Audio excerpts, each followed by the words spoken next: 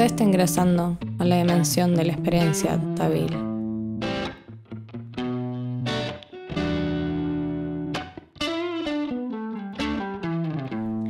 Bienvenida Karina a este nuevo episodio de Experiencia Tabil. Estamos arrancando el año, primer video del año, y tenemos una invitada de lujo. ¿Cómo estás, Karina?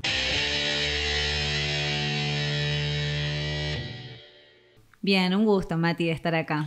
Un gusto que hayas vuelto. La tuvimos a Karina aquí en el estudio, vamos a decir, antes, cuando vino a acompañar a su marido Efraín, sí, que habló en primera persona de la psicosis, contó de su experiencia, de cómo asumió su diagnóstico de psicosis, cómo esto lo ayudó. Bueno, una cantidad de cosas hablamos en ese episodio, fue espectacular. Y habíamos quedado que iban a volver y para contar el otro lado de la psicosis. El otro lado, como que te había dicho, cuando terminemos el libro, justo terminamos la novela y viste que le hicimos en dos lados, ¿no? La novela se cuenta la parte de él y la parte mía, como para mostrar su parte, ¿no? Cómo vivió él su realidad y cómo fue la realidad del otro lado. Increíble. Que nos pareció que era totalmente distinta, incluso cuando lo leímos después en la novela. Y realmente sí, o sea, yo lo veía a él igual. Lo que me gustó mucho de la entrevista, a mí me sensibilizó mucho, fue como él pudo hablar de amor en esa entrevista. ¿Eso te sorprendió? Sí, o sea, a mí obviamente me sorprendió, pero... Totalmente. No pensé que iba a contar nada de eso, pero fue una declaración de amor como muy fuerte, ¿no? Yo, bueno, lo he escuchado, pero él como que nunca se manifestaba así y me pareció muy lindo. Yo estaba ahí viéndolo. Sí, bueno, ya me había conquistado antes. Pero más.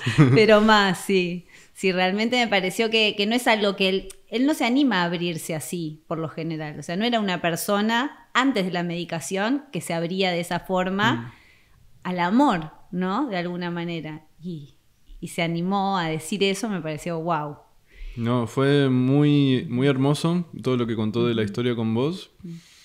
Y ya es interesante ver el otro lado de lo que a vos te impactó de lo que él dijo. Sí, igual claramente, o sea, esa parte fue la parte linda. Y después está toda la parte que él, digamos, durante sus brotes o durante su realidad, él no vivió. Que yo sí viví, y te digo que en esos momentos, en los momentos difíciles, ¿no? En los momentos que había que estar, y que yo estuve en la realidad... y que fue fea la realidad, hubiese preferido enloquecer, ¿no? Claro, a veces digo, claro. Hubiese preferido enloquecer en esos momentos, que fue cuando, bueno, por ejemplo, tuvimos a nuestra hija en neonatología, que todavía no teníamos el diagnóstico de él, y bueno, fue como todo arribar ese diagnóstico. Imagínate, yo en ese momento estaba puérpera, ¿no? Y él empezó con sus ideaciones delirantes en neonatología. O sea, había parido a mi hija, había nacido de 8 meses y de repente le tenían que hacer una biopsia porque no sabíamos en ese momento, pero ella tiene hipotiroidismo congénito. Y eso hacía que, bueno, ciertas funciones no estuvieran bien. Entonces la tenían que biopsiar.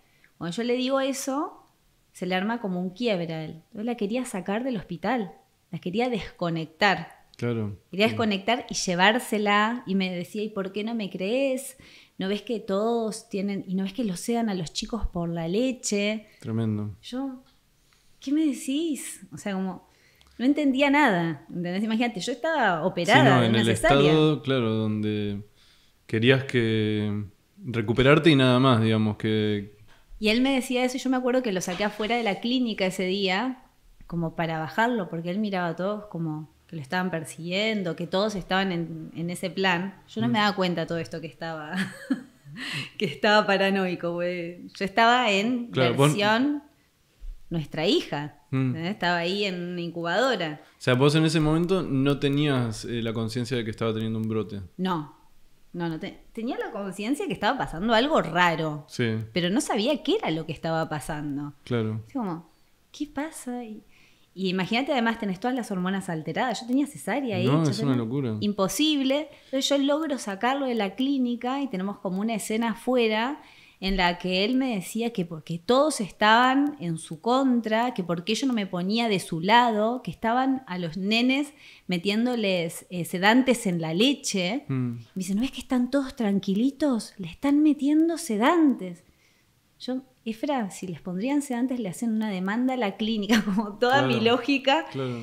Pero no, ves que no te pones de mi lado y en un momento le digo, pará, sí, me pongo de tu lado y tenés razón. Yo no sé por qué hice eso en ese momento, ¿viste? Porque ya estaba como, ¿sabes qué? Me voy a casa a bañar y vuelvo. Y ahí la llamé a la psicóloga de él que tenía en ese momento y le dije, ¿qué hago? O sea, decime qué hacer porque yo no sé qué hacer en esta situación, no puedo más. Estoy enloqueciendo yo. O sea.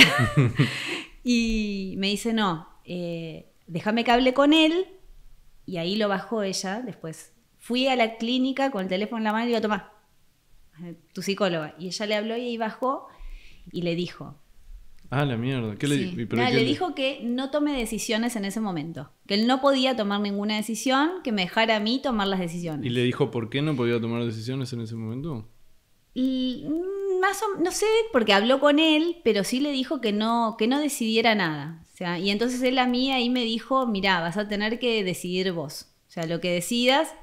Y en ese momento es difícil, porque por un lado a mí me alivió decir, bueno, no la va a desconectar y se la va a querer llevar, porque además tenía todo un tema, viste, como muchas personas con psicosis, con el tema del capitalismo. Me quieren sacar plata, entonces las dejan internada más días para cobrarle a la obra social, y era toda una cuestión paranoica. Vos imagínate yo ahí, en toda su cuestión paranoica, más la nena que estaba en la neo. ¿Y te hizo dudar? Perdón, voy a hacer esto. Voy a prender el aire porque si no me voy a cagar de calor. Sí. Y creo que vos también. Y si entra en el sonido, ya fue, me parece. Porque... Bueno, te iba a decir... ¿Te llegó a hacer dudar de si tenía razón y vos te mandabas una cagada dejándola ahí? Y sí, más bien. O sea, vos decías, ¿tendrá razón Efra en esto? Me parecía que era demasiado rebuscado. Lo veía él muy raro y además él se puso a mirar para abajo y decía, no puedo dudar de mí, no puedo dudar de mí. Era como yo, no, decía, no puedo dudar, como diciendo no puedo dudar de mí. Y yo después interpreté que claramente lo que no podía hacer en ese momento era dudar, no podía dudar de nada. Y ponerlo en duda era como hackearle toda la realidad que él se estaba armando para sostener su psiquismo, que se estaba desarmando todo. Bueno, a mí tampoco me gustaba esa realidad. Pero de alguna forma, o sea, le hice frente de esa manera, ¿no? Como que lógica de por medio. Yo siempre le planteo lógica de por medio. Entonces, pido ayuda. Me está pasando algo malo, a ver, ¿a quién llamo? Siempre pido ayuda y eso me parece muy importante, ¿no? Le enseño a mis hijos eso, que si está pasando algo, que pidan ayuda. Muy buena lección para tomar en cuenta también todos.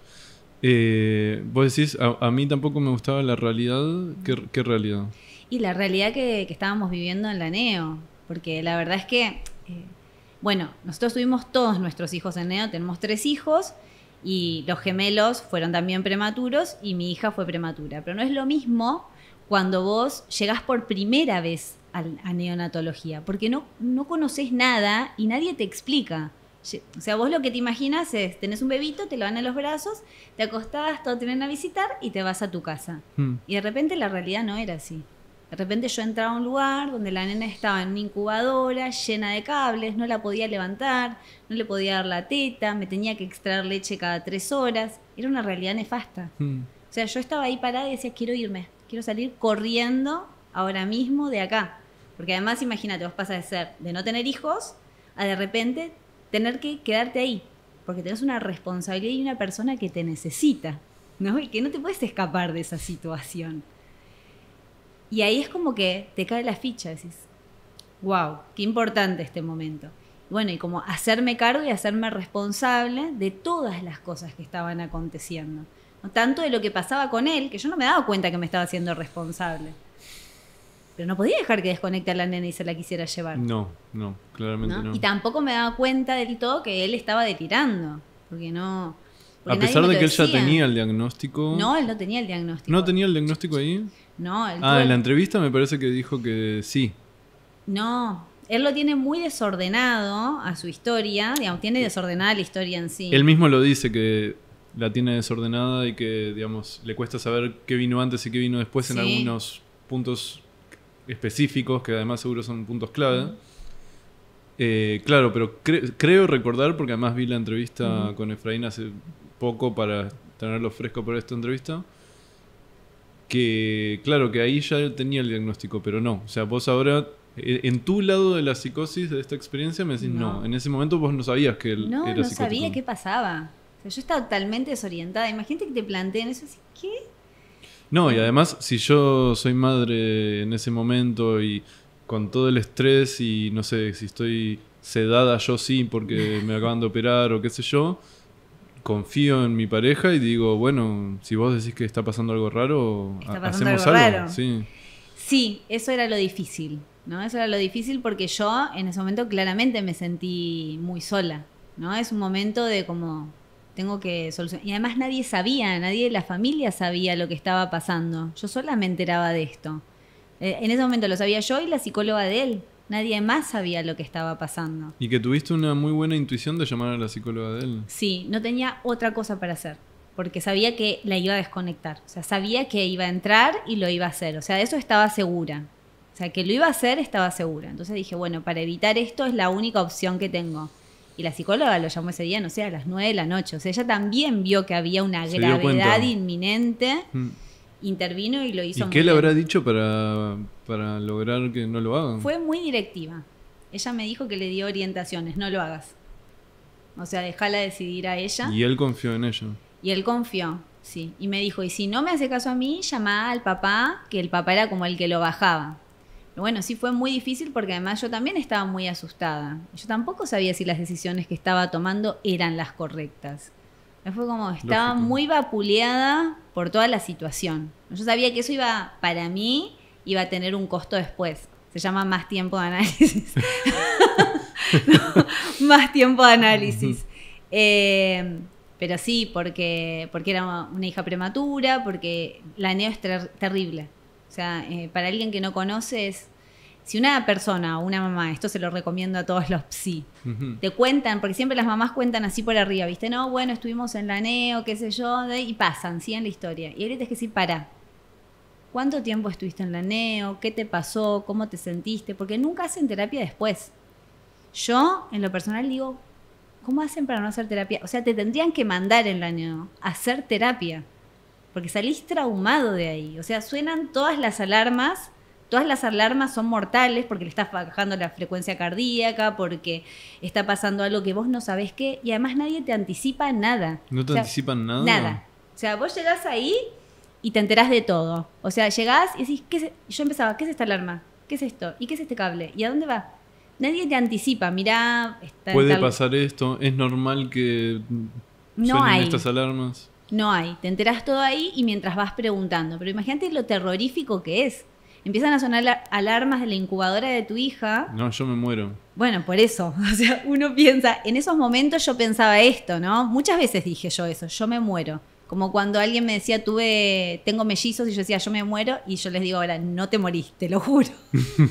Lo afrontás de alguna forma, pero sí tiene un costo psíquico. O sea, genera una situación como una vivencia muy traumática. A mí me lo generó, ¿no?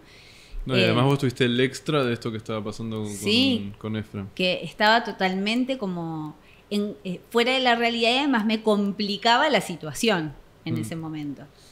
Que no fue así cuando después nacieron los nenes, pero en ese momento sí, para mí fue muy duro.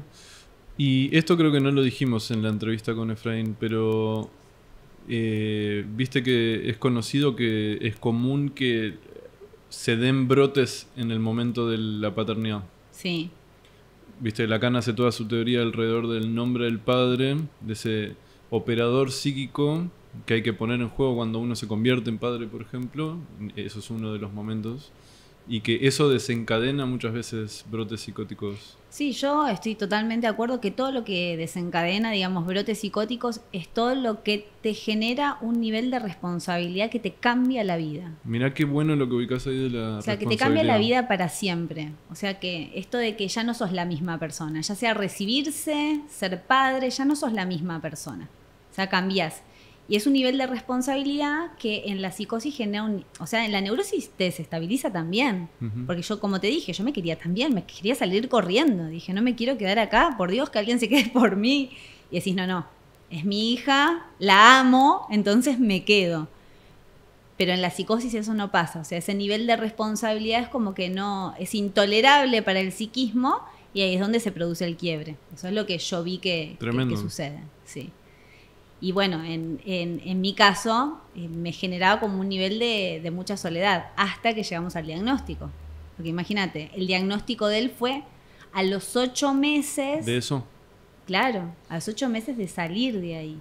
Que además era insoportable, o sea, totalmente insoportable. Yo le digo mucho a las mujeres que me dicen, yo estuve soportando... Me critican en la página porque me dicen, ay, vos le soportaste niveles de agresividad y de violencia a tu esposo. No, justamente lo que yo explico es que no hay que soportar ni agresividad ni violencia. Es que es por eso que yo llegué al diagnóstico. Si yo hubiese soportado, no llegaba al diagnóstico. ¿En qué sentido? O sea, decís que... Yo creo que te entiendo, pero elabora, digamos, esto de... Que a mí no me parecía normal. Que, digamos, yo veía que él no era así y que algo le estaba pasando y que estaba sufriendo. O sea, como que el diagnóstico violento no existe. ¿Entendés? Es una estructura y algo pasa dentro de esa estructura. O sea, o es un psicópata, un perverso, me lo está haciendo a propósito. No me parecía, pues yo ya lo conocía de antes. O algo más pasa y yo no sé qué. Pero la persona que yo conocía cambió. Era, viste, como el increíble Hulk.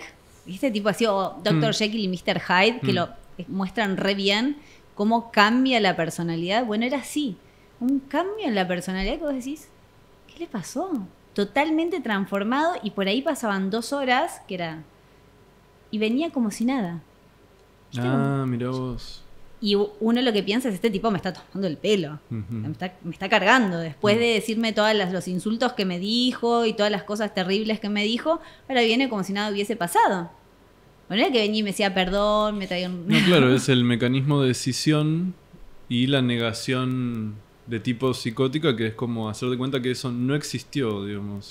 Yo también ahí, ¿sabes lo que pienso? Es que hay algo de lo que es la pérdida de conciencia, que es muy importante.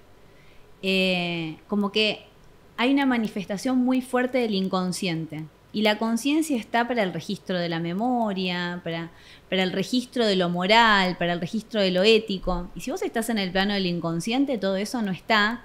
Y de hecho yo lo que manifiesto es que en los brotes psicóticos que he estado es como si yo te dijera que es como para mí una bomba explosiva, ¿viste? Como si te tomara, como por una especie de ensueño, es como una nube que te atrapa, es como el inconsciente del otro que se te viene encima. Yo lo siento así. Wow. ¿No? Y cuando estaba en esos momentos es como que perdía la noción de realidad yo y de tiempo. Cuando él se brotaba es como que perdés la temporalidad, perdés y empezás a estar como en una especie de tinieblas, porque la verdad es que los brotes son siniestros. Te da la sensación de estar en una pesadilla. Y eso era lo que sentía yo en los momentos de brote de él.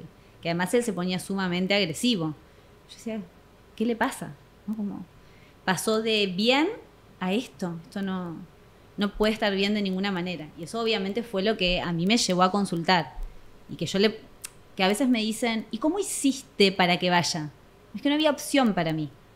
O sea, no es que hay opción de que no fueras. O íbamos o nos separábamos. Esa era la otra opción. Esa era la otra opción. Obvio. O sea, no, claro. Claro. Lo más lógico es que una persona en una situación así de malestar es realmente que se separe. Pero había un tema que yo tenía muy claro y que era mi hija. Yo no podía dejar que él estuviera en ese estado con una bebé que además iba a seguir viendo. Tenés totalmente razón, porque no es que iba a perder la custodia. Claro, separate y se soluciona todo. No es así esto. O sea, por eso yo cuando hay una situación así, digo, no es tan fácil. Porque hay que cuidar a los menores. Y cuidar a los menores también es eso. También es decir... Y yo en ese momento yo te digo, sí, yo me quedé porque lo amaba y sabía que esa persona no era él, ¿no? Lo que lo estaba tomando en escena, que sí es por amor, pero también por amor a mi hija, ¿no? Diciendo, ella se merece tener un padre amoroso, un padre como era él, ¿no? No lo que estaba haciendo en ese momento. Y además que era peligroso, ¿no? Es peligroso una persona en ese estado que pierde la conciencia. Sí, y además justo por lo que entiendo de lo que contaban, sus brotes eran agresivos. Sí, sí, sí. Él se ponía muy agresivo. Yo me daba cuenta cuando se descompensaba porque además él no es una persona de insultar. Es súper cordial y habla con mucha amabilidad, pero cuando él se empezaba a descompensar, insultaba. O sea, Claro. dice insultos. Claro. Y es muy común, ¿eh? Y lo he escuchado en otras mujeres también que me han comentado. Por lo general también son profesionales. Me han comentado abogadas, de médicos, ¿viste? Que se dan cuenta que la persona, o sea, no ese es el diálogo que manejan y se empiezan como a poner, a insultar. Claro, que viste, esto lo hablábamos un poco abajo, que es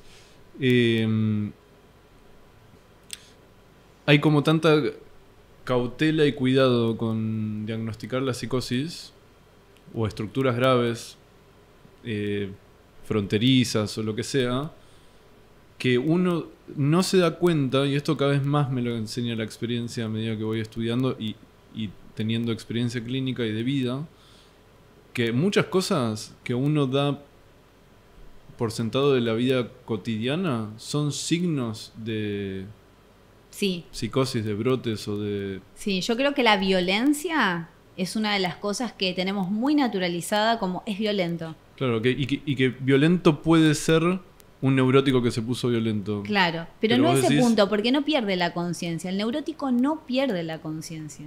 Si la persona pierde la conciencia y después viene como si nada, una de dos, o es un psicótico o es un perverso. O sea, que te lo está haciendo a propósito. Ujú. No hay muchas más opciones. Y en cualquiera de los dos casos, en un caso lo medicás y, digamos, se medica y esa persona puede estar estable. Entonces, si es el segundo caso, bueno, no se puede hacer nada. Pero digo, en el primer caso tenés una chance de que algo cambie. Y mi chance era que algo se modifique. Entonces yo decía, bueno, yo voy a esperar, porque él es mi amigo, yo lo amo, y esperar que se estabilice. Y si después nuestra relación no funciona, no sé, nos separaremos. Nos separaremos él estando bien, pudiendo criar una hija, ¿no? En mejores circunstancias. Lo que más te importaba era que pueda funcionar como padre para tu hija, y si funcionaba la relación, obviamente mejor. Sí, más bien. O sea, la idea era esa, pero no es como yo primero priorizaba la relación, ¿no? Priorizaba que todos estuviésemos lo mejor posible. Ujú. No bajo, estamos mal, igual estamos así. O sea, no era una cuestión de soportar. Era No, una no. cuestión de actuar sin impulsividad y con la mayor lógica posible. Es que cuando lo pones así es completamente lógico. Y Pero era difícil sostenerlo, porque en ese momento te pasan las emociones por medio. imagínate.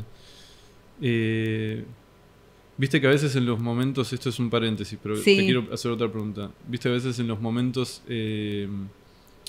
como críticos, uno saca una coherencia y una frialdad probablemente instintiva de algún lado, no sé si biológico o qué, y después cuando pasa la situación uno dice, ¿cómo tuve la lucidez de actuar de esa Sí. forma?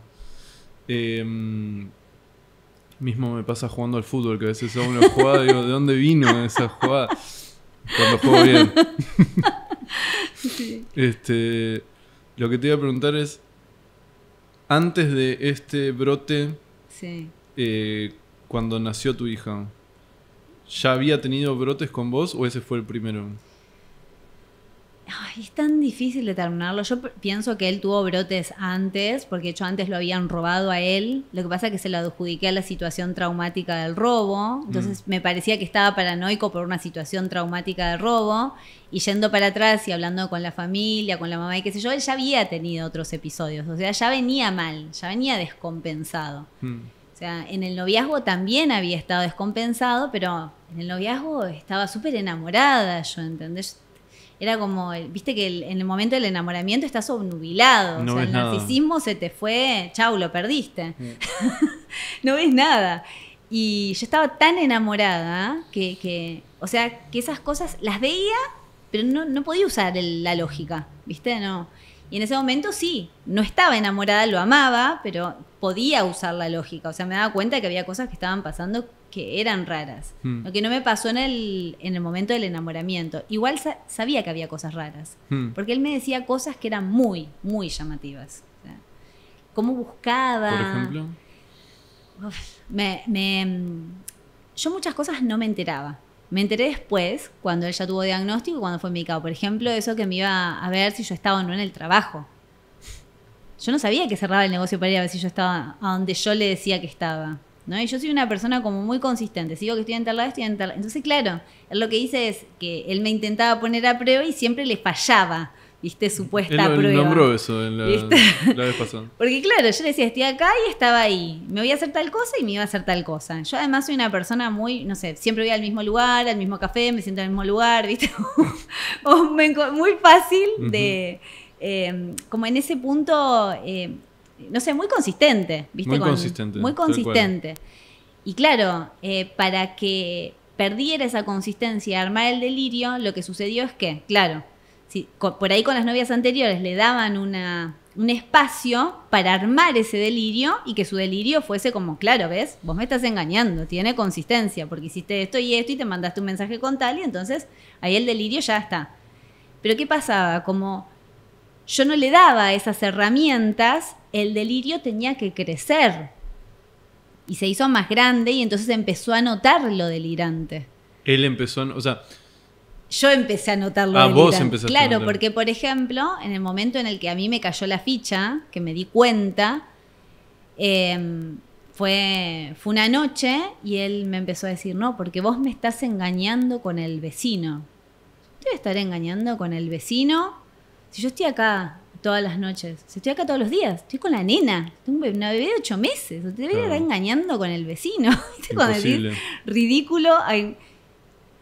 ¿Y en qué momento? Le decía yo, como para preguntarle, ¿viste? ¿Qué sé yo? ¿En qué momento te engaño? No, a la noche, te vas a la noche con la nena y la dejás ahí encima. Por eso se perdió la mamadera el otro día, que la buscamos por todos lados.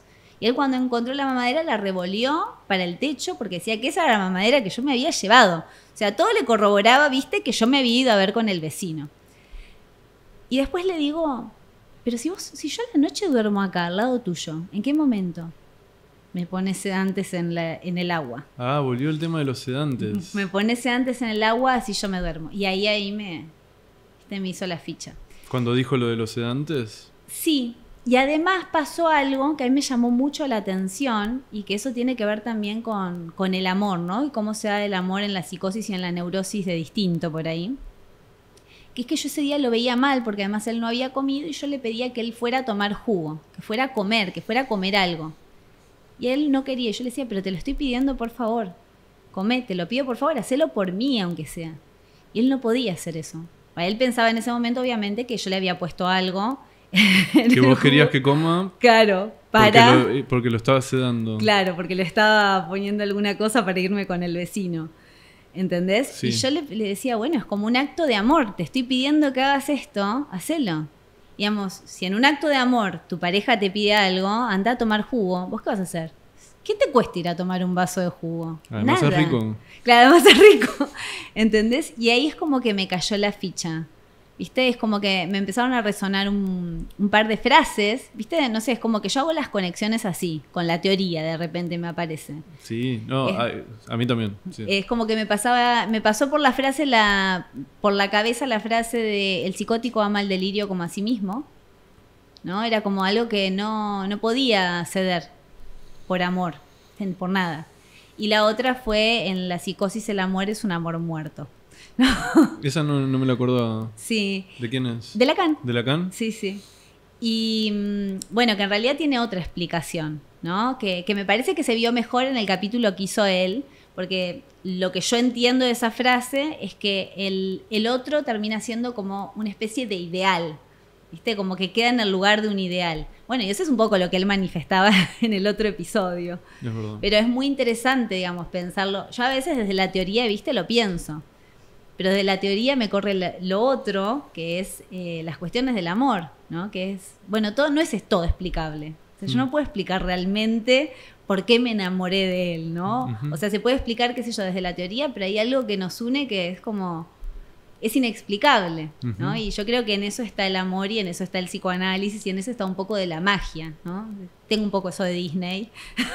El amor creer es Disney, o sea, si uno no cree en el amor en modo Disney, no cree en el amor. Sí, realmente creo en eso del amor y en la magia, y creo que el amor hace cosas maravillosas, ¿no?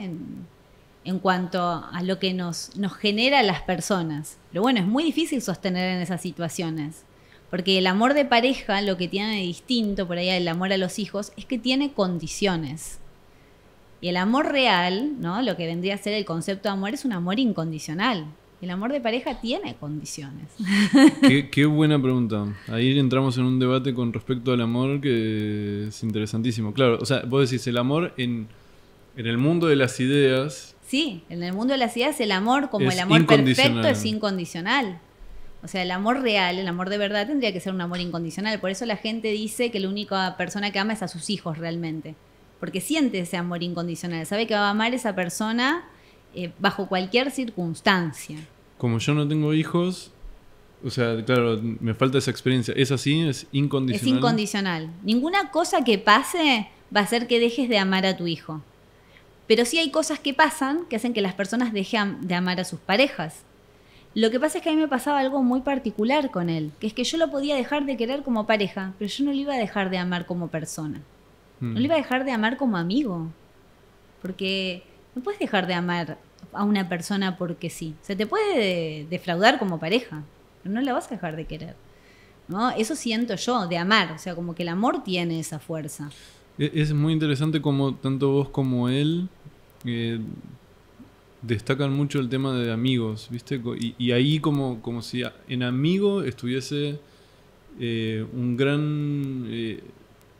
una piedra fundamental del amor, ¿viste? Y yo creo que sí, porque es como ese amor que no tiene una condición, que no tiene condiciones, ¿no? Que no está condicionado por, bueno, yo voy a estar con vos hasta que, no sé, seas infiel, ponele, hasta que, viste que el amor de pareja tiene esas condiciones, cada pareja tiene sus condiciones, hay parejas abiertas, qué sé yo, todo, tienen sus condiciones, pero en la amistad, ¿cuál es la condición?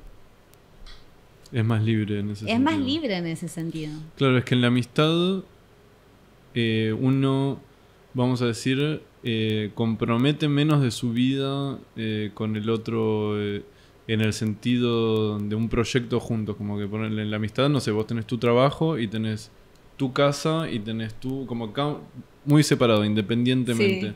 Cambia en una vida de pareja, si eso evoluciona, probablemente vivas con la persona, podés formar una familia, Sí. Como que se empieza a comprometer las dos vidas de una forma donde hay que tener condiciones y estar de acuerdo. Digamos. Exacto. En cambio, el amigo vos decís, hacé de tu vida lo que quieras, yo te quiero. Hagas lo que hagas. Claro. Bueno, y algo así sentía yo, ¿no? Que yo me podía separar de él como pareja, pero yo no iba a dejar de amarlo. Entonces había algo eso de como del amor incondicional funcionando, si se quiere, ¿no? Y eso fue lo que me llevó a hacer todas las cosas que hice. Pero siempre dije, yo no sabía si me iba a quedar con él y yo lo llevaba a mi análisis. O sea, yo no sé si voy a seguir con él, iba a ver qué iba a pasar, cómo funcionaba la medicación, cómo nos sentíamos juntos después de todo eso. Porque en ese momento era caótico, o sea, sí. Era muy caótico, no es que ¿Qué un estaba poquito. pasando? Y no, él estaba todo el tiempo enojado. O sea, por ejemplo, te doy un ejemplo muy tonto, ¿no? Se rompía el aire acondicionado. Yo estaba viajando a mi analista que era en Capital, me llama por teléfono y me dice, ¿por qué rompiste el aire acondicionado? No sé, le digo, ¿se rompió? No, ¿por qué lo rompiste? ¿Lo estás haciendo? ¿Cómo voy a romperte el aire acondicionado? Si la que más calor sufre soy yo, o sea, ¿con qué sentido haría eso? No sé, encontraba un encendedor así y otro así, decía, dos encendedores. ¿No? ¿Dos encendedores qué? Ya sé lo que está. Era como que, viste, de repente, ya sé lo que está pasando. Me di cuenta. ¿Y eso no pasaba antes de que tuvieses a tu hija? Sí pasaba, pero en ese momento yo estaba muy enamorada. Okay. O sea, pasaba, pero no... Como que parecía que tenía más sentido, no sé, o yo no me daba tanto cuenta. O sea, me parecía raro, pero como él es de hacer chistes, entonces yo no sabía que era chiste. ¿Entendés? Como que ahí es donde la gente se confunde mucho que es fantasía y que es delirio. ¿Viste? ¿Qué fantasear? Bueno, vos fantaseás voluntariamente. Delirar es involuntario. Yo por ahí él me decía, no sé, cuando llegamos a la casa en la que vivimos, era ahí en la pileta, que tenía agua verde, creo que él lo dijo, hay un muerto. Estoy seguro que hay un muerto acá. No lo contó, no me acuerdo. Bueno, decía, seguro esta gente acá... Yo moría de la risa pensando que era un chiste. Que era un chiste, claro, puede ser un chiste. Podía ser, yo me reía y después, claro, me daba cuenta que esas cosas de las que yo me reía porque me parecían graciosas, no, eran cosas que él pensaba de verdad, ¿no? Y dejar de parecer graciosas en ese momento. Pero bueno, él también tiene su humor, ¿entendés? Tiene un humor muy ácido, muy sarcástico. Graciosísimo, yo me cagué de risa en esa entrevista. Bueno, por eso, y es como que ahí estaba, ¿viste? El tema. Y eso, bueno, sí, fue difícil. Hasta que llegamos al diagnóstico. ¿Cómo fue eso? Todo fue difícil. Todo fue difícil porque yo me sentí muy sola en todo el proceso. Me sentí muy abandonada por el sistema de salud, por los profesionales. Por eso es que empezamos a hacer la página. Yo dije, si yo, que sé del tema, yo cuando le diagnosticaron a él, imagínate, estaba leyendo en un grupo de estudio el seminario 3, la psicosis. Justo. No, y había... ¿Justo o a propósito? No, justo de casualidad, digamos. Y yo trabajaba con psicosis. Toda mi vida había trabajado con eso. Bueno, se ve que... No, las cosas no son casuales en la No. vida. Pero no me daba cuenta. Entonces vos decís, qué sutil que es que sabiendo el tema no te das cuenta. O sea, tiene que ser sutil. Muy sutil. Y además, bueno, algo que le dijeron muchos psiquiatras después, que se lo han dicho adelante mío, es que era muy inteligente. O sea, siempre le dicen, sos muy inteligente vos. Entonces, claro, con una persona cuando tiene muy buen nivel cognitivo, es más difícil darte cuenta. Porque Claro. además te arman unos delirios recontra creíbles. Más Claro. de una vez me convenció, te lo juro. Ni hablar. Más de una vez pensé, esperá. Puede ser, y siempre puede ser. Mm. Pero bueno, llegar al diagnóstico, encima no tenía obra social, no tenía prepaga. O sea, si él se brotaba, ¿yo qué hacía? En un momento dije, bueno, a ver qué hago. Y fue que se consiga una prepaga, o sea, porque si no se sabe esto, que si se tiene el diagnóstico después ya está, olvídate, es enfermedad preexistente Eso en la te iba a decir, Argentina, claro, y no podés, claro. o sea, te cobran el triple. Entonces, bueno, sacate antes de que te haga un diagnóstico, no sé qué estará pasando, pero por las dudas sacate una obra social. Bueno, todas esas cosas que hubo que, te diría que casi planearlas para que, o sea, no se nos cayera el mundo encima como venía, o sea, era una Sí, situación de terror. Muy bueno, o sea, como ahí pensaste en lo más concreto de las necesidades. Es que cuando yo entendí que probablemente fuese psicosis, yo ya sabía qué hacer. Yo estaba muy desorientada hasta antes de saber qué pasaba. Pues a mí me decían, es psicosis, listo, yo con eso sé qué hacer. O sea, no sé qué hacer en mi vida. ¿No? Si es psicosis, ya sé qué hacer. Bueno, primero se hace esto, después se hace el otro, después se hace el otro, y manejamos así. Entonces fui a la casa de mi suegra y le dije, bueno, vamos a hacer esto, vamos a hacer lo otro y vamos a hacer lo otro. Listo. Y todos no sé por qué me siguieron la corriente a mí, porque me podrían haber dicho, me parece que no. Pero evidentemente todos notaban que estaba pasando algo que era grave y que no podían hacer nada. O sea, yo creo que mi suegra siempre se dio cuenta. De hecho, yo desde antes la conocía a ella y varias veces me ha mandado un mensaje como, ¿tenés una psicóloga que conozcas a alguien? Pero no sabía qué hacer. Entonces yo ahí moví los hilos. Pero sí me sentí sola con el sistema de salud porque, por ejemplo, cuando él llegó a la entrevista de admisión y después llegó al psiquiatra, que lo medicó con una dosis rebaja de antipsicóticos. O sea, yo los entiendo porque no los quieren dopar y toda la historia, pero tienen que tener en cuenta que tienen familias. O sea, estaba él con una mujer y con una bebé. O sea, que yo pesaba 50 kilos menos que él y que él se ponía agresivo. O sea, sí, no, claro. Dos cosas. O sea, o avísame y decime, hola, sí, mirá, es una situación de gravedad, estoy probando las dosis, ¿no? Vamos a intentar de subirlas de a poco, o subíselas, porque pones en riesgo a la familia. ¿Ves? Es como muy borde, ¿entendés? Eso me decía un poco también Reiter, que hablé, justo ahora le contaba que veníamos a hablar de esto y le decía del otro lado de la psicosis y qué sé yo y cómo lo vivió ella. Y me decía, yo reaprendí con mis pacientes, por ejemplo, tal paciente que tenía no sé si era un hermano, un tío, un padre, no me acuerdo quién era, psicótico.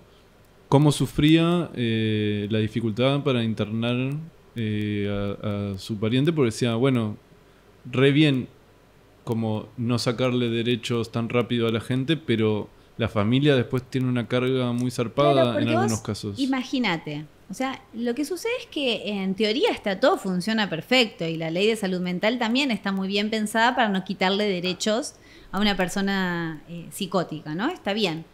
Pero digo, suponete, ¿no? Que mi marido en un momento estaba para internar, que tenía un brote, y yo llamaba, no sé, a emergencia psiquiátrica, si él no se quería internar, y él seguía brotado y lo dejaban en casa con mi hija y conmigo, y a mí me podía pasar cualquier cosa. De hecho, eso pasó.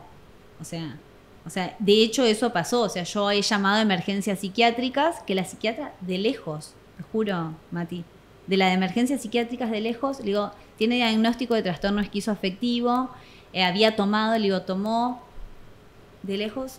Bueno, vos andate a la casa, no puedo hacer nada ahora si tomó, así que...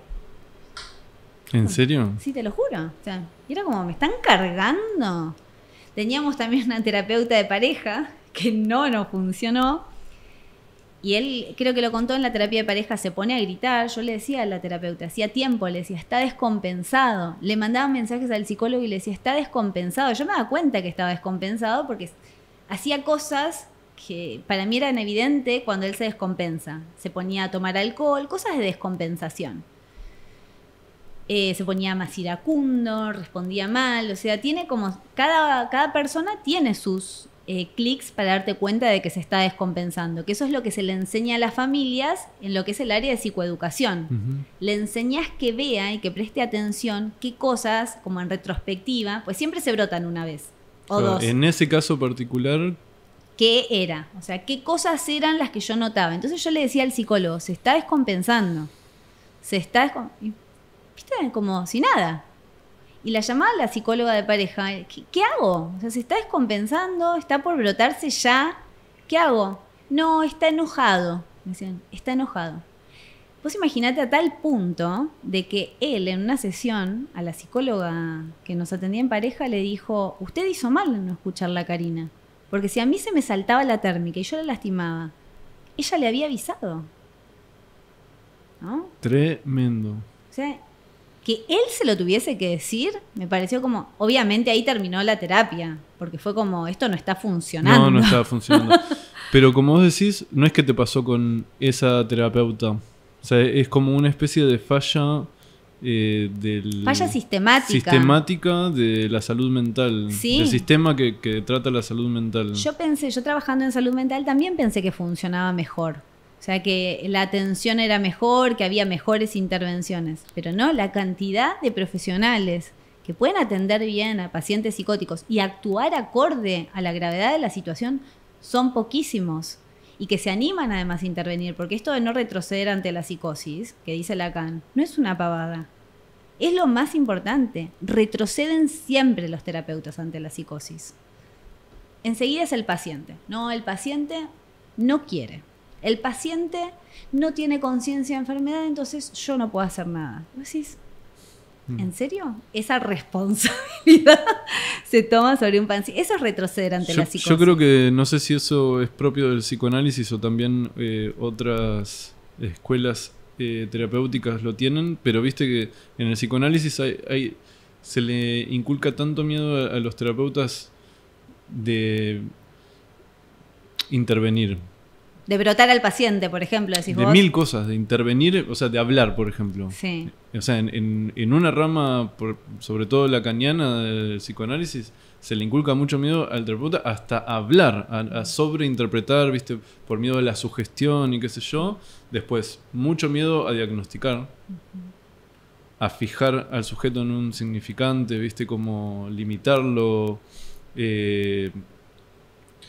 bueno, yo creo que a interpretar claramente. La interpretación tiene que ser equívoca, que estoy de acuerdo y tiene un sentido esto que dice Lacan, pero es como, yo siento, cierro con esto y te doy la palabra, siento que en el psicoanálisis, digamos, está bueno todo esto del caso por caso, de darle la palabra al sujeto, de la interpretación un poco metafórica, equívoca, tiene un lugar eso, pero creo que nos fuimos de mambo al punto de que en el psicoanálisis pareciera que todo lo que es indeterminado y no se puede afirmar nada concreto, como esto es esto, para mí es esto, es como mala palabra como decir es esto. No, pero ¿qué sabes? La realidad puede ser interpretada de 1000 formas y no sé qué, y la realidad psíquica... Hay un límite con eso, ¿viste? Yo creo que ahí es la neurosis de los terapeutas. O sea, es tan neurótico, todos los terapeutas son tan neuróticos que entran ahí en la duda fácil, ¿viste? Todos ahí nos hacen así, duda, ¿no? Y ante la psicosis lo que justamente te hackean es, te entran así como, te ponen en duda de qué está pasando. Y me parece que en la psicosis el terapeuta tiene que tomar un lugar como de cierta firmeza y decir, o sea, ¿no? Hasta acá, hacemos esto, bueno, esto puede ser, esto no es tan así, ¿no? Hay como que generar esos bordes por ahí, esos límites. Eso es lo que yo pienso. No, yo estoy de acuerdo con vos, está bueno. Lo veníamos hablando un poco abajo, todo el tema de los límites. Claro, como que tiene que haber algo más de lo orientativo. Porque, bueno, una de las cosas muy interesantes que les dijo Efra, la terapeuta de pareja, que me pareció como... ¿Viste? Son cosas que yo me acuerdo que él ni sabe por ahí qué dijo. Que no es la terapeuta que le grabó el CD con canciones cantadas por ella. No, esa fue la primera, digamos. Esa fue espectacular. Lo quería mencionar porque me dio tanta gracia. Sí. Pero la terapeuta de pareja le dijo, una vez él le hizo una pregunta y la terapeuta de pareja le dijo, ¿y vos qué pensás? Y él le dijo, no me haga pensar. Y yo le pregunté a él, ella no dijo nada, ¿eh? Y yo le pregunté a él, ¿por qué decís eso? Él me dice, porque yo, cuando pienso, tengo un pensamiento delirante. Entonces mis pensamientos son delirantes. Si me haces pensar, lo que voy a hacer es delirar. O sea, asociar de forma delirante. O sea, no sé, dame 3 opciones. ¿Qué hago? ¿Entendés? No me digas lo que vos querés que hagas, pero dame opciones normales de lo que se haría en una situación así. Tanto miedo hay de intervenir que se hace que... ¿Entendés? Como que el paciente psicótico no sepa qué hacer, ¿no? Y te dejan así como en la nada misma. O sea, lo dejaban sin herramientas. Que él tuviese que decir eso. Yo, por ejemplo, en mis supervisiones, algo que me di cuenta, no porque me lo transmitieron, sino por la práctica justamente, que tiene que ver con esto que decís, es que en los casos psicóticos o, digamos, más graves, yo no puedo hacer ese tipo de intervenciones de ¿y qué se te ocurre con esto? Tengo que yo nombrar lo que podría ser una asociación, como prestarle palabra, porque justamente no existe esa palabra en su psiquismo. No es que está reprimida, no es que está en el inconsciente. No está. No está. No está. Se la tengo que dar yo. Sí. Es como asociarlo vos y dárselo asociado. Sí, eso es. Y eso funciona buenísimo. Y lo otro no funciona.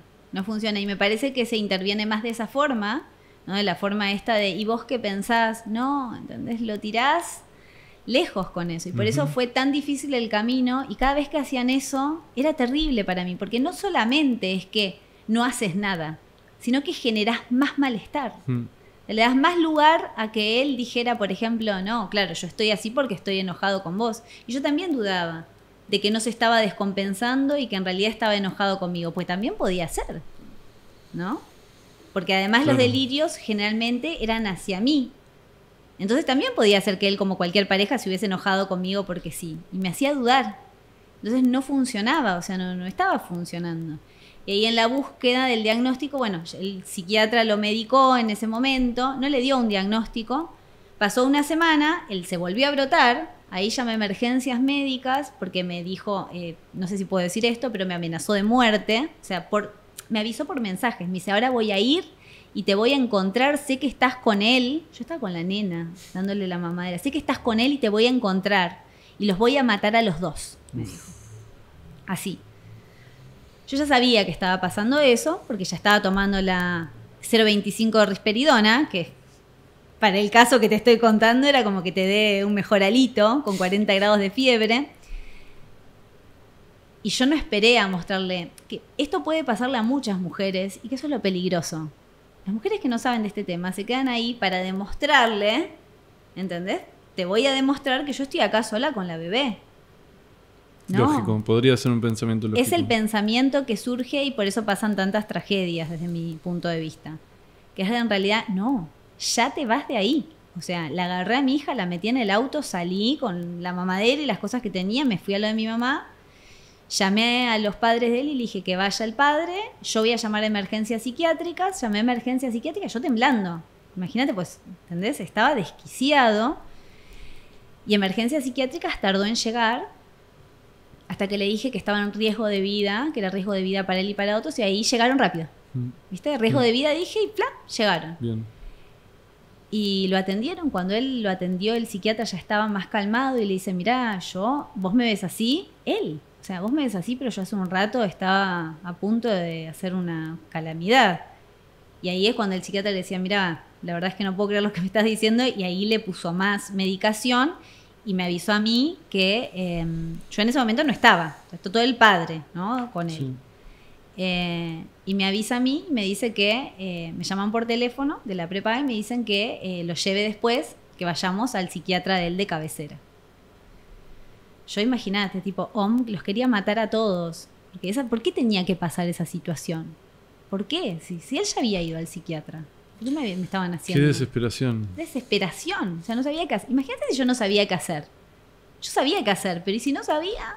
Como le debe pasar a mucha gente. Como le pasa a mucha gente. Y eso es lo que yo intento transmitir en la página, ¿no? En lo que es la psicoeducación. O sea, un delirio no hay forma de corroborarle nada. O sea, si estás ahí, si no estás, va a ser lo mismo. Entonces te tenés que ir antes de que pase. Y muchas veces lo avisan, porque no quieren que eso pase. Y él me lo avisó. Yo creo que lo avisan siempre. ¿Vos decís que lo avisa como no lo pueden parar? Lo tiene que parar el otro. Entonces te dicen... Es como Bart cuando le dice, yo voy a acercarme haciendo así. Sí. Y si te pego va a ser tu culpa. Exacto. Entonces lo que él estaba haciendo de alguna forma con esos mensajes era avisarme. Entonces yo entendí como un aviso claro y me fui. O sea, no le iba a demostrar absolutamente nada. Hice todo ese manejo. Pues imagínate, yo decía, ¿por qué yo tengo que estar haciendo esto? No entendía. Y bueno... Y después cuando nos toca ir al psiquiatra, le dije a toda la familia de él, a los papás y a la mamá, le dije, miren, ¿saben qué? Vamos a ir todos a la consulta con el psiquiatra. Porque todos vamos a entender qué es lo que está pasando. Yo quiero saber qué es lo que está pasando y quiero que el psiquiatra nos explique a todos. Y la mamá de él me decía que por ahí, que él iba a ser mejor si yo me iba de la casa. Porque como que el problema era conmigo, ¿no? Entonces, que él iba a hacer bien, quizás dejarlo solo, ¿no? Un tiempo. Sacar el problema del medio. Entonces vamos al psiquiatra y le dije, bueno, todas las preguntas que tenemos se las vamos a hacer al psiquiatra. Yo estoy resolviendo así, ¿viste? Como decís, totalmente enajenada también, porque no es normal responder así. Pero con mucha lucidez. Claro, ahí estaba actuando más, te diría, con mi trabajo, con lo que sabía hacer en el trabajo, que hacía siempre, que con mis emociones y en ese momento. Entonces llegamos al psiquiatra... Le contamos la situación, todos entramos, le contamos la situación y en un momento él le dice no, que si no quería tomar la medicación, que sí que no. Y yo le digo, lo que pasa es que no quiere confiar en nadie y no quiere que yo se la dé, no quiere que esto y que el otro. Y le dice, mira, el psiquiatra lo pone y dice, mira, ¿vos confías en alguien o te interno? Así fue. Y a él le cambió la cara. Mirá qué loco. Fue como, wow. Así de graves. Y a los padres también le cambió la cara. Así de grave es. Así de grave es. O sea, ahí es donde cayó en cuenta de esto es grave. Esto es grave, sí. Y creo que los papás de él también. Como que no terminaban de entender el nivel de gravedad que era para internar esa situación. Buenísimo. Corríamos riesgo real. No, obvio que sí. O sea, corríamos riesgo real nosotros. Y además que él no tenía la intención de dañar a nadie, ¿no? Y ahí es donde se estigmatiza la psicosis. ¿Por qué? Porque como no se interviene, entonces pasa la tragedia, entonces la psicosis es peligrosa. Es peligrosa porque no se interviene. No es porque el sujeto psicótico es peligroso. O sea, si vos lo dejás que se descompense, y sí, ¿sabes cuánto tiempo pasó descompensado sin que hiciera nada? Años. Entonces, cuando se llega a ese extremo y nadie interviene, y bueno, decís, las cosas pasan porque se interviene mal. Bueno, y ahí, en ese momento... Cuando vamos y nos dicen todo eso, volvemos obviamente todos distintos de esa situación. Y a mí el psiquiatra me hace pasar, o sea, él sin saber a qué me dedicaba yo ni qué hacía, Y bueno, la mamá le preguntó si estaba bien que yo me quedara y el psiquiatra le dice, sí, ella se tiene que quedar en la casa porque es la familiar, es importante que ella esté y lo tiene que acompañar, es su esposa. Mira vos. Yo no era su esposa en ese momento. No era bueno, su esposa. No, nosotros nos casamos hace 3 años. No era su esposa, pero digamos, él intervino así y me parece que ordenó muchísimo. Esa fue una muy buena intervención de ese psiquiatra. ¿Por qué te parece que eso ordenó? Porque dijo lo que había que hacer. No dijo, bueno, a ver, decidan qué se hace. Bueno, a ver cómo está él. No, dio una ordenación. O sea, dijo, ella se queda. Y además me aclaró a mí, me dice, yo le di un antiepiléptico, que el antiepiléptico tiene la función de estabilizar el estado de ánimo y además es como, impide como el pasaje al acto, ¿viste? Pasar a la acción de manera violenta. Entonces me dice, yo le di esto, así que él no te va a hacer nada, vos no te preocupes. O sea, quédate tranqui que no te va a lastimar. Eso era clave porque yo hubiese tenido alto cagazo. Pero a mí no me daba miedo, ¿sabés? Que en ese momento, porque es como que yo lo veía venir, ¿no? Como que la gente me dice, ay, yo estaría todo el tiempo con miedo, ¿no? Porque se revé venir. O sea, vos te das cuenta, hasta que llegás a ese momento, vos sabías que tenías... Tenía un montón de tiempo. Sabía que tenía avisos. Tenía un montón de avisos. O sea, cuando él se empieza a descompensar, ya me di cuenta. O sea, ahora, y antes también me daba cuenta que pasaba algo, pero no tenía como esa señal. Por eso digo que yo pongo mucho énfasis en nuestra página, en la psicoeducación, para evitar eso. Porque a veces la familia no entiende el nivel de gravedad a lo que se puede llegar. Y lo dejan pasar, y lo normalizan. Y es como, no, paralo antes, internalo involuntariamente, pero que no llegue hasta ahí. Que no llegue hasta ahí porque es terrible. O sea, le puede arruinar la vida a la persona para siempre. Y en muchos casos pasa.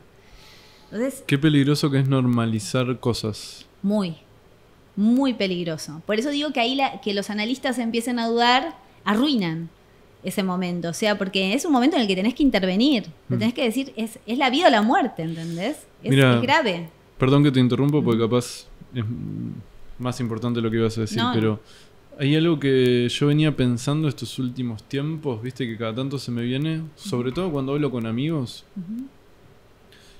que creo que es de muy buena leche lo que intentan hacer los amigos, pero creo que la mayor parte de la gente cuando te escucha, la tendencia como para ayudarte cuando le comentás un problema es a minimizar lo que vos le estás diciendo es un problema.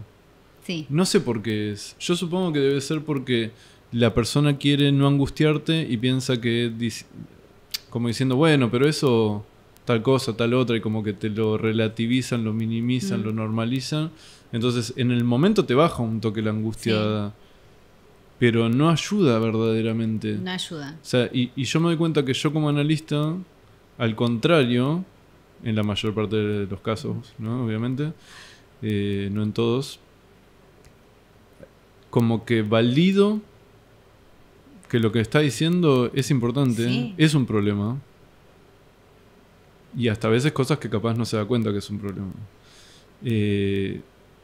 Nada, ese eso es importante. Comentario acerca de normalizar, digamos, y los peligros de... Sí, porque, por ejemplo, una de las cosas que te dicen mucho cuando hay un hombre que tiene una situación de violencia, que a mí no me parece que esté bueno, es ahí no es, andate. Y no te escuchan, digamos, que vos estás planteando una situación. O sea, yo he hablado con mujeres, con carreras, por ejemplo, abogadas, médicas, que dicen, yo me doy cuenta que acá pasa algo, y por ahí les pusieron denuncias penales, ¿sí? Pero no le quería poner una denuncia penal, pero no sabía qué hacer. O sea, porque me di cuenta que de repente, no sé, se violentó y no sé por qué. No era una persona, era una persona re tranquila, buena, no era machista. A mí como que no me cerraba. Claro, no es producto de una ideología machista. No era producto. Yo me daba cuenta, si mi marido es lo menos machista del mundo. O sea, siempre era de ayudar a las cosas de la casa, de decir que el lugar que importante que tienen las mujeres. No tenía nada de machista. O sea, solamente conductas de celos que se consideran que son machismo. Pero digo, eso no es machismo, simplemente, ¿no? Eso era parte de un delirio celotípico. Y esas cosas que se normalizan creo que no hacen bien y además no piensan en los hijos. Porque cuando vos estás como esposa podés generar un montón de cosas, como por ejemplo pedir una internación involuntaria, generar un montón de cuestiones que son mucho más útiles, porque necesitas que esa persona esté tratada para los hijos. Porque después el chico se va con el padre. ¿Y vos qué haces? ¿Qué te vestís si la persona está descompensada? ¿Lo dejás? Yo te digo que conozco un caso trágico, si querés te lo cuento. Sí, adelante. Ay, no sé si lo debería contar, pero es un caso, porque es un caso cercano, pero un caso cercano a nosotros, le dejaron al padre el hijo y terminó cometiendo un filicidio y después él como decimos, se desvivió, ¿no? Se autoeliminó. Sí, se autoeliminó. Terrible. Es terrible. Y vos decís, ¿eso se podría haber evitado? Ves que no se soluciona con una separación. No es que me separo y se acabó. No es que te separás, ay, ¿por qué no te separaste antes? Es que no se solucionaba así. Yo necesitaba que él estuviese bien. Se soluciona con salud mental. O sea, con eso se soluciona, con buenas intervenciones en salud mental, con políticas de salud mental que contemplen a la familia, con psicoeducación social. O sea, avalamos delirios de un nivel... ¿Qué estás pensando? ¿Qué estás recordando? No, nosotros subimos muchos de eso a las redes. Ah, sí, veo. Y me llaman mucho la atención los comentarios, cosas incluso que vos decís, esto claramente es una idea delirante y no hay forma de refutarlo, y hay de 3 a 5 personas que te dicen que eso puede ser. Claro. Y eso es lo que tiene el delirio. No, es que yo no sé si es por defensa para vivir más tranquilamente, pero creo que como sociedad uno tiende a pensar que el psicótico o las personas con trastornos de personalidad, de qué sé yo, como que son casos raros, difíciles de encontrar, que está internado en un manicomio o, viste, como algún caso aislado, viste. Y sin embargo, cuando uno trabaja esto, está lleno. Es parte del paisaje cotidiano. Sí. En todas las familias hay, en todos los grupos amigos hay. Sí hay. ¿Me entendés? O sea, sí. Entonces, vos que estás viendo este video con esa persona al lado en tu sillón. Puede ser, que es que en realidad, lo que siempre digo, ¿no? No le quita a una persona inteligencia, no le quita capacidad. No, bueno, hay gente que es brillante. Brillante. Bueno, tenés casos como John Nash, ¿entendés? Que premio Nobel. Uh-huh. Pero que en su campo, porque además tienen una capacidad que el neurótico no tiene, como que es acercarse a ciertas cosas que no te podés acercar. Uh-huh. Que a mí eso también me atrae. Es atractivo. Es muy atractivo porque es como, nunca se me hubiese ocurrido pensar eso. Y él me plantea cosas en el día a día que yo quiero consultarlas con él. Es como que le da una vuelta que nadie hace eso. Totalmente. Con lo que yo le... Y eso me pasó a mí de toda la vida. O sea, desde que yo tengo 14 años que lo conozco, que empecé a ser su amiga, o sea, era como, wow, ¿no? Me decía unas cosas. Primero, que a los 15 años nadie le importa, ¿no? La vida, el amor, viste, las cosas profundas del mundo, y él me seguía a todas. Y la otra es eso, que tenía esa capacidad para cambiar las cosas de perspectiva. Sí. Con lo inflexible que yo soy, ¿no? Que él me hizo ver que yo era inflexible, pero digo, con esas cosas me podía hacer cambiar la perspectiva.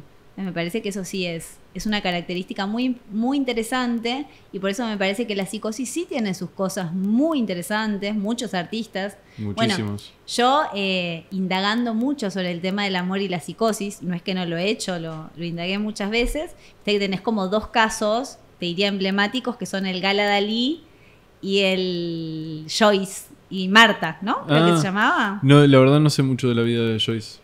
Pero coméntame. Sí. Joyce tuvo una hija que estuvo internada muchos años con diagnóstico de esquizofrenia, pero no me acuerdo en qué seminario Lacan habla de ese caso, pero yo estuve indagando, y lo que comentaban, por ejemplo, de Dalí Gala, es que a él le cambia mucho la estabilización cuando aparece el Gala Dalí, ¿no? ¿Qué es el Gala Dalí? Gala Dalí es la forma en cómo él firmaba, como que ella lo estabiliza.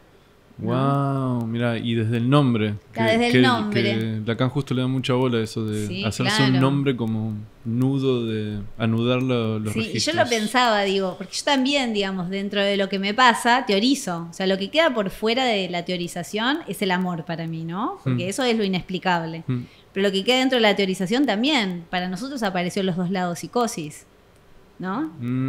Y eso también es generó. Un significante, claro. Claro, y eso también fue un cambio, ¿no? Cuando yo leí el otro día ese Gala Dalí, dije, bueno, los 2 lados psicosis. Alguien me lo preguntó una vez si esa exposición había cambiado algo. Yo creo que sí cambió mucho. ¿Qué cambió?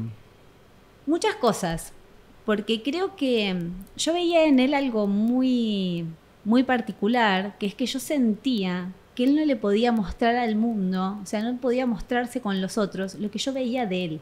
O sea, lo que a mí me enamoraba de él, ¿no? La persona que era. Y eso no lo conocía la gente. La gente no lo conocía. No conocía su inteligencia, su sentido del humor. O sea, no conocía eso la gente. Bueno, ahí nosotros fuimos afortunados porque lo vimos en el episodio que estuvo acá. Exacto. Por eso digo que a partir de que aparecieron las redes, apareció él siendo esa persona que yo veía, que él no podía mostrar. Pero creo que en ese deseo mío de que él pudiese mostrar quién era, es que aparece esto también, ¿no? Como que él apareciera, ¿no? En sus posibilidades, en quién era.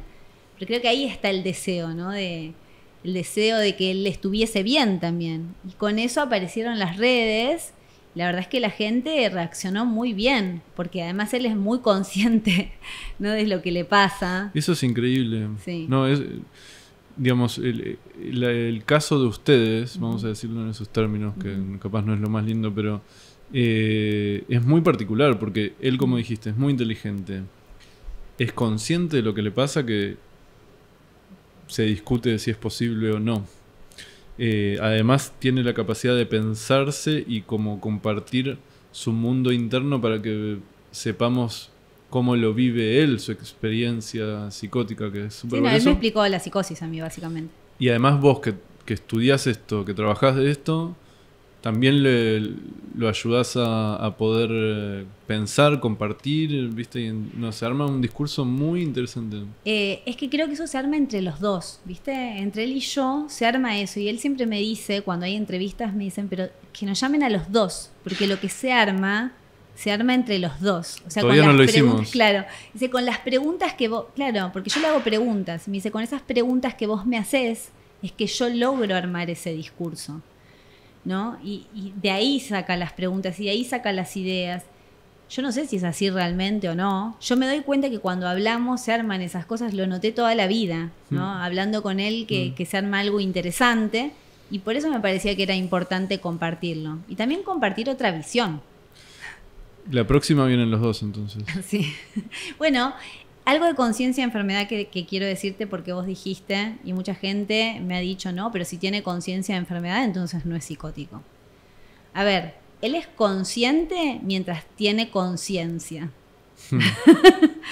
Cuando pasa al terreno de descompensarse y empieza progresivamente a perder la conciencia, también progresivamente pierde la conciencia de enfermedad. Claro, ¿no? Muy interesante. Porque la conciencia de enfermedad la tiene mientras está consciente. Entonces, mientras está estabilizado. Ahora, cuando él se empieza a poner mal, recién ahora se puede dar cuenta que se está poniendo mal y avisarle a su psicólogo. Pero Muy te capo. digo, ahora. O sea, estamos hablando de cuando hace 6 años que le hicieron el diagnóstico. Y antes tenía que llamar yo y decir, se está descompensando, estoy viendo que hay cosas mal. Y ahora él ya solo se da cuenta y me dice, me parece que me estoy descompensando. Increíble. Increíble. Pero recién ahora. Y es porque no llega a perder la conciencia. Todavía, pero se da cuenta que le está empezando a flaquear. Claro. Y eso está bueno, porque él ya sabe qué es. O sea, es básicamente en la psicosis te abruma el terreno del inconsciente, ¿viste? Es abrumador. Y me gustó mucho la metáfora que usaste, como de que cuando uno está a solas con un psicótico y que se está brotando, a uno también como que lo abruma el inconsciente del otro, y como que se va la realidad para uno también. Sí. Y uno entra en un terreno como de pesadilla, que vos dijiste. De irrealidad. De realidad. Como... Yo lo he vivido también. Sí. Es muy fuerte. Es muy fuerte. Y da mucho miedo. Da terror es como alarmante. Si estuviese aislado de la otra realidad. Como una realidad paralela, fuera del tiempo, como vos decís. Además, esto también en el terreno profesional pasa, porque muchos analistas de niños lo han descrito. ¿Qué pasa, por ejemplo, con los niños? Sí, en las sesiones. A mí me ha pasado en sesiones con... por ejemplo, hace un tiempo yo tomo test de A2, ¿viste? Que es para el diagnóstico de autismo. Me había llegado una nena muy chiquita, creo que tenía ni 2 años tenía, ¿no? Y bueno, en el A2 lo que tenés que hacer es exponer ciertos estímulos para ver si responde esos estímulos. Entonces yo venía muy así, entonces, sí, a ver, agarramos esto. Yo jugando lo hago para que sea, no sea una situación incómoda. En un momento me siento al lado de ella, o sea, me senté cerquita. Es como si, ¿viste? Me tomó como eso mismo que me pasaba en esos momentos y la veía hacer lo que le pedía, pero a esta velocidad. Y que no era esa velocidad en la realidad. Claro, por ejemplo, yo le pedía algo y, bueno, le sigo hablando con vos y después me lo daba a esta velocidad. Y ya en ese momento yo te había pedido otra cosa. Entonces parecía que lo que estabas haciendo era totalmente desajustado. Lo que pasa es que el mundo para ella transcurría a otra velocidad, no a la mía. Entonces, yo cuando me paré ahí es como que yo misma bajé y le dije a la madre: cuando tengas que salir a algún lugar, cuando tengan que hacer algo, avísaselo antes y anda lento, porque ella se maneja a una velocidad lenta, mucho más lenta de lo que podés esperar. Entonces, no la apures, ¿no? Eso, por ejemplo, para mí era una intervención re importante. Muy buena. Ella necesitaba su tiempo, ¿no? Pero fue como expansivo, ¿viste? Hay veces que te llega así. Muchos psicoanalistas lo han comentado. Algunos decían que se dormían en las sesiones, diferentes cosas. Mucha crítica sobre eso hay. Pero bueno, yo creo que hay algo de esto de que cuando te pones y pones el cuerpo, y en esas situaciones además muy límites de brote, es imposible que no entres en el inconsciente así del otro. ¿Por qué? Quedás tomado por eso. Sí, totalmente. Es que... ¿Cómo decirlo? Porque es difícil de explicar, pero...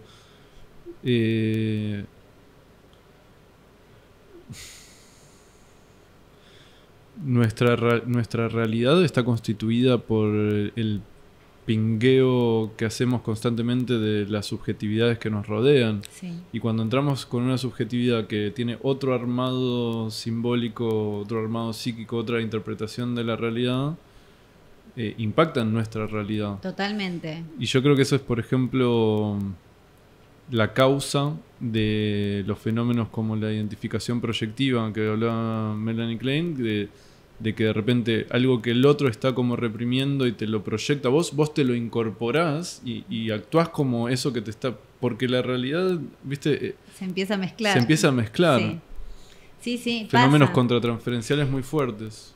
A mí me pasa mucho sentir y pienso, ¿no? Que es súper contagioso el estado de ánimo.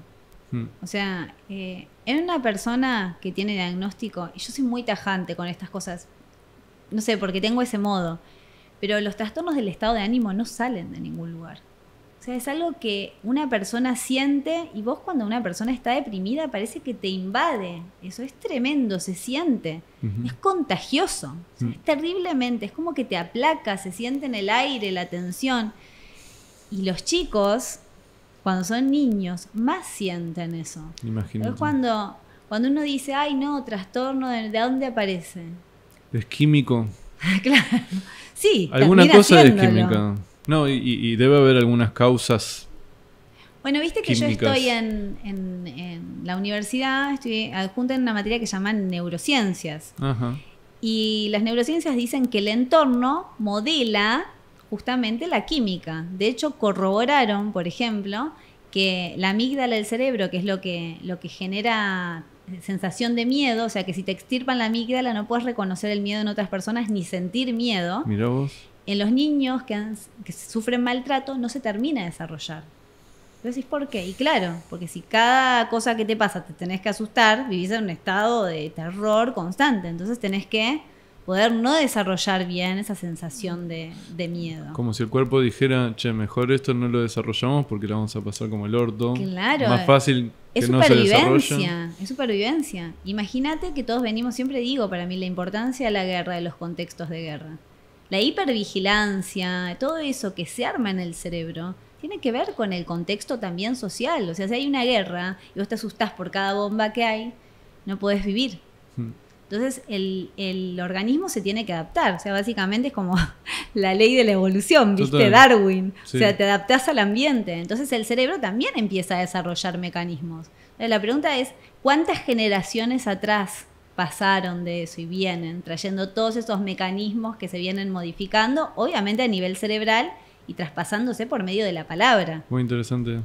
¿No? Por medio de la palabra, que es a veces palabras que no se dicen, ¿no? Una persona deprimida con estrés postraumático que no le quiere pasar esa depresión a los hijos, que lo quieren explicar mediante la biodescodificación de un modo mágico, para mí es claramente la palabra. O sea, si vos tenés una persona que está deprimida y tu mamá siempre está deprimida y vos haces todo, y tu mamá siempre muestra esa sensación como si estuviese con un agujero en el pecho, vas a sentir eso y no sabes ni por qué, ¿no? Es impresionante eso.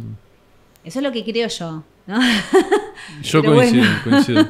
Déjame, voy a chequear un toque cuánto estamos de tiempo. Volvemos. Así que bueno, desde ahí lo pienso yo, el tema de cómo se traspasa de generación por ahí en generación y cómo cambia a nivel cerebral también el organismo. Sí, es algo neuroquímico, termina por serlo, porque por algo la medicación funciona. La pregunta es, ¿qué fue primero, el huevo o la gallina? Esa es la pregunta, claro. Se deben influir mutuamente, pero claro, no había escuchado esto que decís de como que vos te imaginás como que generaciones atrás tuvieron que generar esa adaptación por algún ambiente y capaz eso se transmite. Yo leí mucho Dolto, que me gusta mucho, la psicoanalista, que es pediatra, también era pediatra, perdón. Y ella decía, lo que una generación calla, la otra lo lleva en el cuerpo, ¿no? Y yo creo que es más de una generación. Son como 4 generaciones para atrás, en donde hubo situaciones muy traumáticas y de que quebraron una ley muy fundamental, ¿no? Quebrar ley fundamental es, por ejemplo, en la guerra te permiten hacer algo que no se puede hacer, que es matar. Y en la guerra está permitido. O se quiebra con el incesto, que es algo que no está permitido, y ahí se quiebra. Y se sigue estando eso fracturado en todas las generaciones siguientes. Claro. Así es como yo lo entiendo. Por eso para mí la biodescodificación es como una cosa mágica, que entonces vos venís a sanar. No venís a sanar nada, venís trayendo todo eso porque te lo vienen insertando y lo traes en el cuerpo, porque además la epigenética lo que corroboró es que lo emocional impacta sobre los genes y hace que proteínas, no sé qué, se añadan a los genes y los modifiquen. Hay una explicación biológica, básicamente. O sea, por eso decimos que las cosas son epigenéticas. Que no hay una explicación genética nada más. Sí, aislada de claro, la neurodiversidad, pero nadie se pone a pensar por qué eso ocurre, ¿no? No, azar, ¿no? Como todo es azaroso. Bueno, yo no soy una persona que cree mucho en el azar. Dios no juega a los dados. Dios no juega a los dados con nosotros, decía Einstein. Sí. No, está espectacular. Me hace acordar algo que charlábamos abajo en la picada, que me pareció interesantísimo. Ya lo hemos hablado en algún video. Bueno, justamente vos hablabas de biodecodificación y yo también pensaba en constelaciones familiares, porque justo hice un video con un constelador. ¿Lo viste? Y bueno, a mí lo que pacientes me habían hablado de sesiones que habían tenido y capaz algún amigo, y siempre había cosas muy interesantes. Y traían cosas de esto, de lo que pasó en otras generaciones y que se transmite, ¿no? Y que es muy psicoanalítico, porque como vos decís, Dolto decía eso, Freud decía, un síntoma hay que rastrearlo 2 generaciones para atrás. Entonces... y uno lo ve en la clínica, además. Y hablábamos abajo de que vos me contabas casos que te toca ver, donde... ¿Cuáles son los desperfectos que se arman? ¿Viste? Pueden ser, supongo que varios, pero vos hablabas como de casos que tampoco te voy a pedir que cuentes, porque capaz ya no es para hablarlo acá, ¿no? Pero... casos de donde, vamos a decir, se desacomoda el ordenamiento simbólico. Sí, legal. Legal, claro, las leyes que arman la estructura de relaciones que uno tiene, por ejemplo, familiarmente, de... lo que se puede y lo que no se puede. Sí. Yo lo que por ahí me parece siempre muy importante, y eso es por trabajar con niños. Porque cuando vos trabajás con niños, ves cómo se arma. O sea, ¿cómo se arma la estructura? O sea, ¿de qué cosas se arma? Porque la teoría obviamente explica las cosas que pasan en la realidad, no es al revés, ¿no? Intenta explicar eso que acontece. Entonces, yo cuando veo a los niños intento entender eso de la teoría, cómo acontece, o sea, cómo se surge, cómo se arma una estructura. Y a mí me parece que es muy importante, como para los psicoanalistas, es entender, creo que era Nietzsche que decía, no existen los hechos sino las interpretaciones. Y es así. O sea, definitivamente es cuando vos nacés y tenés un bebé, te das cuenta que es pura interpretación. O sea, cuando tenés hijos es como evidente. Y a mí me pasaba mucho con Efra, mira, eso es muy interesante, que vos agarrás un bebé y por ahí ya le diste de comer, lo cambiaste, y eso son interpretaciones de lo que vos crees que le pasa, porque ese bebé llora y ni él sabe por qué llora, ¿no? Vos estás interpretando ahí. La pregunta es qué pasa si vos haces interpretaciones delirantes de los hechos, como lo que hacía mi marido. No le pasa nada, me está molestando. Bueno, ¿no? pero ahí te muestra también de que no es pura interpretación. Porque si fuese solo interpretación, cualquier interpretación iría. Es que pero terminan funcionando esas interpretaciones, porque eso constituye después la psique de ese niño. Entonces, ese pero la niño, constituye una forma patológica, según lo que vos decís. claro, sí. Entonces no va cualquier interpretación. O sea, si vos decís que hay una interpretación delirante, Sí, estás diciendo que hay una interpretación que no es delirante. sí, exacto. Entonces no es solo interpretaciones. O sea, yo estoy en desacuerdo con la... ¿Entendés? Entiendo O sea, con lo que decís. Sí, me hay parece algo que que es está interesante. pasando Sí. y hay una interpretación que le va Y otra que no. y otra que no le va. Sí. Lo que podríamos decir es que yo ahí en ese punto estoy de acuerdo con vos, pero diría que la otra interpretación también le va y es la que también acontece, y por eso después surgen diferentes tipos de psiquismo en relación a esas interpretaciones que se hacen, ¿no? Claro, ahí la pregunta para mí sería, ¿y esos distintos tipos de psiquismo son igualmente sanos, por decir una palabra? O digamos, ¿consideramos uno sano porque es el que domina y el otro es insano porque no es el que domina? ¿O de verdad hay algo que funciona mal en uno y en otro no? ¿Viste cómo...? Yo creo que hay cosas que son inevitables, ¿no? Que es el terreno de lo inevitable. O sea, no se puede evitar la psicosis. O sea, es como, ¿se puede evitar la estructura psicótica? Es como decir, ¿podés evitar ser argentino? Y qué sé yo, nací acá. No sé si, capaz que lo hubiese podido evitar, pero no se puede. Y es como, hay cosas que me parecen que son del terreno de lo inevitable. Ahora, si vos me preguntás, si yo quisiera que mis hijos, ¿no? O qué me pasa con el desarrollo de la estructura de mis hijos, y me parece que en la psicosis hay momentos en que la persona se pone como más grave y se siente como peor. Como que el neurótico tiene otras herramientas para enfrentar más lo social. Capaz que si te vas al medio de la nieve y estás solo ahí, estás toda la vida bien, ¿entendés? Pero es como que en lo social o para hacer una familia, la neurosis tiene más herramientas. Ahora, las personas también necesitamos al que se va al medio de la montaña a medir el clima quedándose solo ahí, ¿no? Para desarrollar un invento. O sea, también los necesitamos. Entonces digo, no debemos pensar si es más o menos saludable, sino en qué contexto también, ¿no? Creo que también así se desarrollaron los diferentes tipos de supervivencia, supongo, y de estructuras. Eso en relación al lenguaje, ¿no? Claro, sí, voy entendiendo.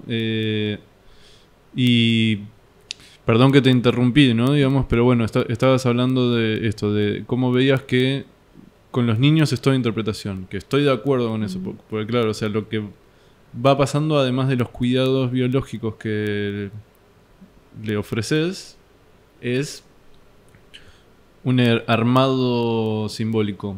Claro, porque mira, yo te voy a dar un ejemplo como muy claro, ¿no? Una vez llegaba una mamá con un nene también para que le tome el test de A2 y era un nene chiquito de 2 años y me dice, él me manipula, ¿no? Muy claramente que su hijo de 2 años era un manipulador y le digo, los niños de 2 años no manipulan. Me dice, sí manipula porque mira, tira las cosas, yo se las levanto, le digo que no y él se ríe, me está manipulando. Entonces, ¿yo qué hago ahí? O sea, lo que hago es modificar la interpretación para que se modifique esa interpretación de la madre sobre su hijo y por ende su hijo ya deja de ser un manipulador. Sí. Entonces, ¿qué le digo yo? No, los niños de 2 años no pueden hacer eso. Primero, te explico. Porque tenés que tener una inteligencia abstracta. Que no tiene, a los 2 años nadie tiene inteligencia abstracta. No puede prever lo que va a pasar y por eso tira el objeto. Lo que ve es que a vos te causa algo. Y eso le causa risa. Entonces por eso se ríe. En esa devolución, ella entonces entiende que su hijo no es un manipulador. Que es un niño normal que está tirando cosas para causarle una reacción al otro. Qué bueno que lo pudo escuchar. Sí, sí, pero creo que la mayoría de las personas lo pueden escuchar cuando se lo moves así y le explicás como por qué sí y por qué no. O sea, como que de esta forma es ininterpretable. Claro, bueno, pero ahí te das cuenta de que tu interpretación tiene una lógica que es como tipo, no es neurótica. Tu interpretación no es posible, le dijiste. Sí. No se puede. Sí, de alguna forma sí. Es como, esto no le hace bien. Porque imagínate si un nene de 2 años lo empezás a ver como un manipulador. O sea, termina haciéndolo. O sea, no es inevitable que si lo mirás como un manipulador, no sea un manipulador. Y era un pobre nene de 2 años que estaba tirando un juguete para generar un juego, ¿no? Claro. Y eso el pobre niño estaba jugando al Fortnite y... En la clínica de niños pasa constantemente. Que lo que modifico yo básicamente son las interpretaciones de los padres. Por eso es que yo trabajo tanto con las familias. O sea, me di cuenta que si yo trabajaba con los niños solos, nada ocurría. Claro. Tenía que trabajar sí o sí con las familias y empezar a modificar esas interpretaciones. Y cosas, ¿no? De sobreprotección y bueno, todas esas cuestiones que aparecen. Totalmente, ¿no? Y además creo que nuestro trabajo como terapeutas en general va en función de las interpretaciones. Capaz un lacaniano no lo llamaría interpretaciones, pero es intervenimos sobre el orden simbólico. Sí, sí. Y bueno, en los niños interviene mucho sobre el juego. O sea, para mí el juego de un niño es como leer el sueño. Yo los primeros años para mí fue de terror. O sea, intentar entender lo que pasaba en un juego, para mí era del orden de lo imposible. Yo nunca lo entendí. Tirame un tip. Funciona como el sueño de los adultos. O sea, básicamente. Y vos tenés que ir haciendo preguntas para entender qué le pasa. O sea, los chicos te van mostrando en el juego lo que les está pasando y lo que les preocupa. ¿No? Yo me acuerdo que, ponele que te digo algo que también está en la novela porque yo explico también cómo fui, ¿no? Uniendo, porque tenés que explicar cómo fuiste uniendo todas las piezas para que el rompecabezas se arme, ¿no? Y por ejemplo, yo me quedaba horas mirando a los chicos, no sé, con un cocodrilo que peleaba con otro cocodrilo. Y vos decís, ¿qué hace? Un cocodrilo que pelea con otro cocodrilo. Entonces decís, se pelean todo el tiempo esos dos, ¿no? ¿Y por qué se pelean? Y los chicos te miran. Y arman en lo simbólico. Se pelean por la comida, ¿no? Y después ponen un monito ahí que los está mirando, ¿no? Colgado de una palmera. Y el nene viene porque tiene déficit de atención, porque está todo el día colgado. ¿No? Y ahí decís, mira, está colgado porque está todo el tiempo viendo, quiere saber por qué se están peleando estos dos. No puede prestar atención a nada de otras cosas. Espectacular. ¿No? Entonces ahí es donde se arma una interpretación. Y eso les pasa en los dibujos. Cuando ellos ven que vos le haces una interpretación así, te miran como... Sí, nombraste lo que yo no estaba pudiendo claro, nombrar. Vos sabés lo que está pasando. Te miran y claramente, además los chicos quieren volver. Y después te despliegan, viste, el juego con todos los... Y claro, porque lo pueden unir. Espectacular. Es como muy interesante con los niños. Y con los niños pequeños, además, se los unís y se los das. ¿Viste como la psicosis que se los das unir y se los devolvés? Claro. Bueno, así. Bueno, me parece que te está haciendo mal que tus papás se peleen. Te está preocupando más eso que las cosas que te están mostrando en la escuela. Lógico. ¿No? Entonces, se quedan como, ¿me descubriste? Está bueno lo que me estás diciendo. Lo voy a pensar. Lo voy a pensar. Y es maravilloso con los niños eso. No. Por eso a mí me gusta tanto trabajar con niños. Pero bueno, estuve años así. Como viendo, sin saber qué pasaba, con 8 horas de supervisión por semana. Y por eso digo que para mí el trabajo con niños siento que me formó tanto en cuanto a cómo se arma esa estructura, ¿no? No, espectacular. Es como... a veces es más difícil por ahí. Pero en general traen cosas así como bastante literales. Claro, yo cuando trabajaba con niños... estaba muy influido por mi mentor de ese momento que para mí me daba instrucciones erróneas y por eso no logré pasa mucho porque esto que me decís clarísimo y está buenísimo. O sea, volvería a trabajar con niños para hacerlo. Sí. Che, antes de terminar, pues seguro ya estamos llegando a la hora. Bueno, ¿terminaste la novela? ¿La terminaron? Hoy me dijiste que... La terminamos. Cualquier editorial Sí. que quiera publicarnos, yo creo que está muy buena. No, realmente creo que... A ver... Pinta bien, o sea, por lo que me mandaste de la sinopsis. Sí, no, además que no es una novela que es como la terminamos de escribir un boceto y ya la terminamos, ¿no? La estuvimos trabajando durante un año en Clínica de Obra con una escritora Claro. que se llama Luz Vitolo. Luz, te quemé, te lo aviso. No, ella muy consciente nos empezó, esto va, esto no va, esto es por acá, más o menos saquen esto, pongan esto. Como durante un año trabajando muy consciente sobre todo eso y después reescribiendo y reescribiendo. Y bueno, y quedó esto porque queríamos realmente mostrar cómo lo que es la realidad, cómo que se difuminan esos dos lados, ¿no? ¿Y cuál es la realidad? De repente, claro, yo me acordaba que había 3 patos y el otro se acordaba que había 2 patos en ese lugar. ¿Y cuántos había? Si éramos nosotros 2 nada más viendo eso. Difícil. ¿Había 3 patos o había 2 patos? ¿No? 2,5. Es como que... y esas cuestiones se dejan en la novela. Que creo que si por ahí hubiese sido, no sé, que la hubiesen inventado, hubiesen buscado que eso tuviese concordancia, ¿no? Como que no cambien esas 2 versiones. Pero como esos hechos son de la vida como real, basados en la vida real, muchos los tuvimos que cambiar, basados en la frase de Lacan, que, en este momento me la olvidé, pero es como que la verdad solo puede ser contada en términos de ficción, ¿no? Y me parecía que en términos de ficción podía ser mejor contada. O sea, si se llamaba Mía, la protagonista, y se llamaba Bruno, me sentía como más cómoda contando esa historia. ¿Y los nombres vienen de algún lado?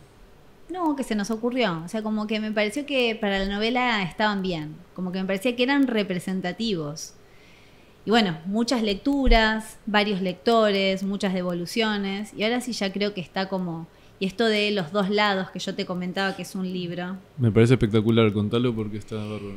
No, que el libro se lee en 2 lados, o sea que lo lees de este lado un lado y lo tenés que dar vuelta para leer el otro lado. Así me lo imagino yo y me gustaría que la editorial que lo edite pueda sostener eso. Desconozco si es un quilombo de edición armarlo, pero me parece divertidísimo. Muy buena idea, o sea, sería como 2 libros invertidos en... Claro, uno lo tenés que hacer medio de cabeza, digamos. Claro, lo lees como... así, de un lado, y después lo das vuelta y lees el otro lado. Perfecto. Puedes empezar por el lado que vos quieras, por el lado mío, por el lado de Bruno, y se cuenta como las mismas etapas, porque lo dividimos así, como teníamos que contar como las etapas del enamoramiento, el noviazgo, la convivencia. Entonces vos ves como para uno es una realidad y para el otro la otra, que en realidad en las novelas no pasa eso, ¿viste? Vos ves solamente un lado de lo que le pasa a un personaje y al otro capaz que lo vivió re distinto, ¿no? Entonces puedes decir que el otro es un psicópata y malo y qué sé yo, pero ¿y el otro cómo lo vivió? Entonces nosotros ahí mostramos cómo la realidad y más en la psicosis transformaba todo, era como... Me tienta mucho leerlo, ojalá que salga y cuando salga los vamos a invitar a los 2 a que cuenten más, o sea, ya que quedamos que vengan los 2 para poder charlar, sería una buena ocasión. Obvio. Re. Che, ¿y tuvo algún efecto en vos o en ustedes, digamos, pero te pregunto a vos porque sos la que está acá, escribir el libro? Uy, sí. Fue primero muy difícil terminarlo, porque, bueno, como yo te dije, y esto lo voy a repetir, hubo una historia tuya en Instagram que me marcó mucho, que no estaba con esto de la procrastinación, que se habla mucho, y estaba con la novela ahí, viste, que decía, ¿por qué no puedo terminar?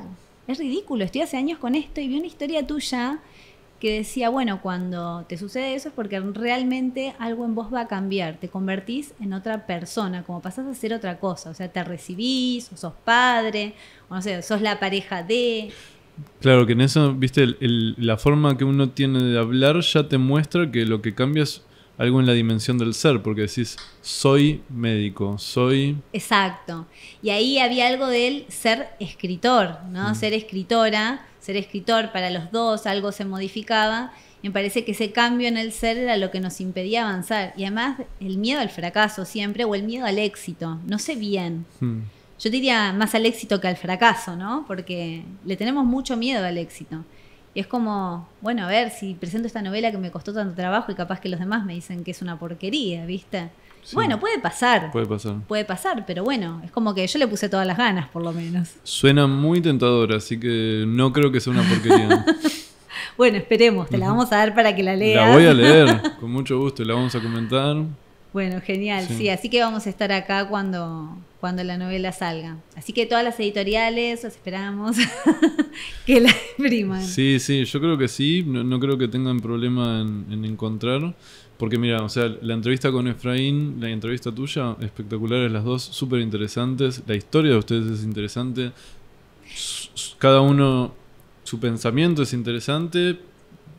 Bueno, gracias. Sospecho que la novela va a ser muy buena. Ahí contamos cosas que no podemos contar porque se nos escapan del discurso, ¿no? Y que solamente te diría que los podemos escribir.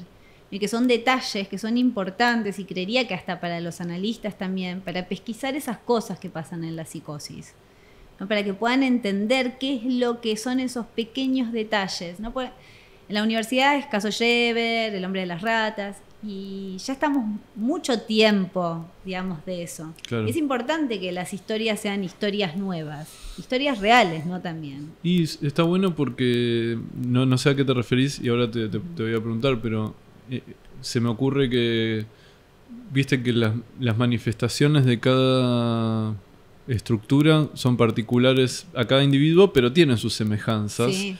Y entonces, por ejemplo, no sé, debe haber rasgos comunes de cómo utilizan WhatsApp o Instagram distintas estructuras. Sí. ¿No? Sí. Entonces eso es muy actual, eso no lo puedes leer en Freud, eso es algo de ahora, ¿viste? Sí.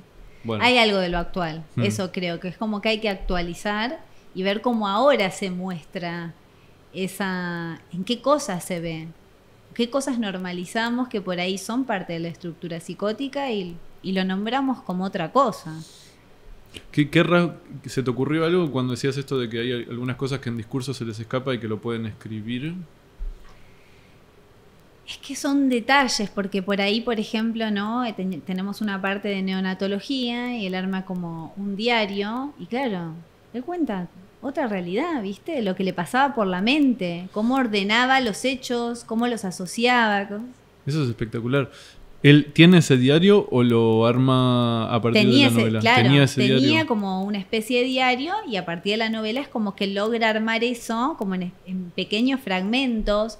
O cómo cuenta su historia, por ejemplo, cómo él piensa, ¿no? Cuando nosotros contamos como un poco la historia de cada uno porque somos nuestra historia. O sea, somos quienes somos debido a lo que aprendimos, a con quién nos cruzamos, a todo. Entonces teníamos que contar quiénes éramos, o quiénes son Mía y Bruno, y él lo que relata es increíble porque está como en títulos y relata como fragmentos como flashes, ¿viste? No es una historia ordenada, son como si a él lo constituyeran flashes de fotos. No está del todo integrado, digamos, esos flashes. Exacto. Y es muy interesante cómo se ve eso también, cómo él lo piensa, los fragmentos que elige contar, ¿no? que lo marcan. Me parece que en ese punto es muy interesante. A mí me parece interesante, pero qué sé yo, ¿viste? No, a mí me parece muy interesante.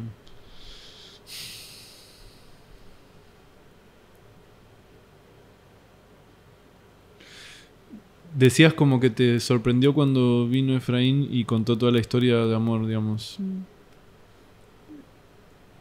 ¿Contó algo que vos no sabías?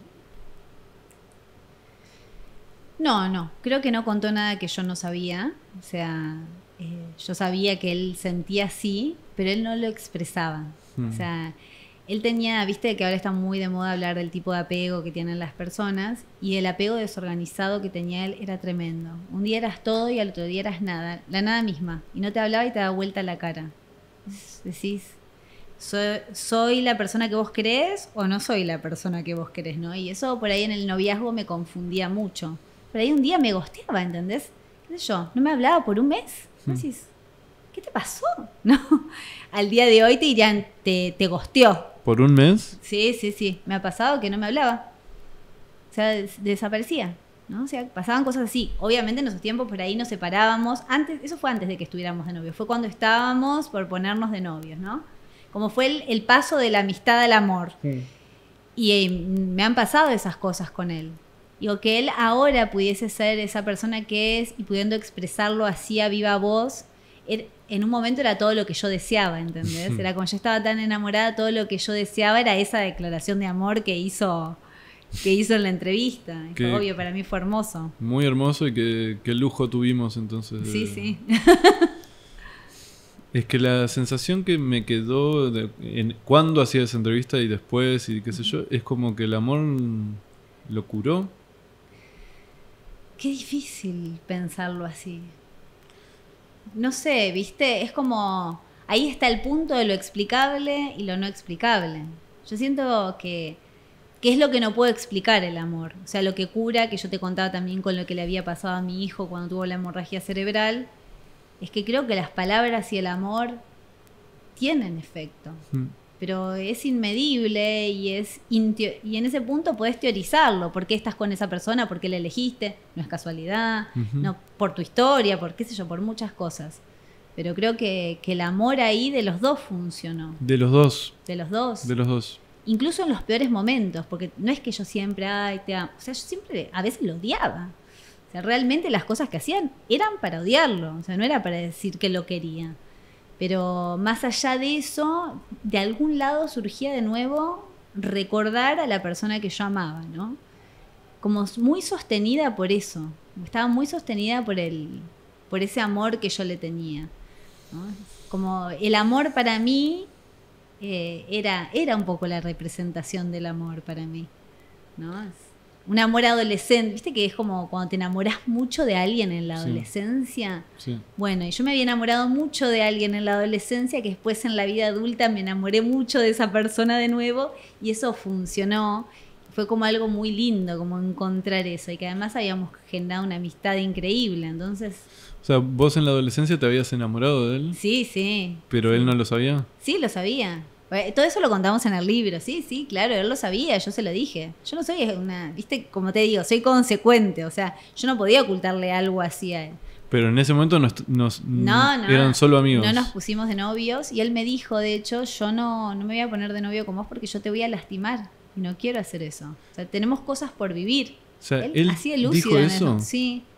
¿Y cómo sabía? Porque no había tenido novia hasta ese momento, creo. ¿O sí? Sí, él tenía novia siempre. Okay. O sea, él pasaba de una novia a la otra. O sea, pues, una cuestión muy psicótica, una novia a la siguiente sin, digamos, sin cortes, ¿viste? Mirá vos.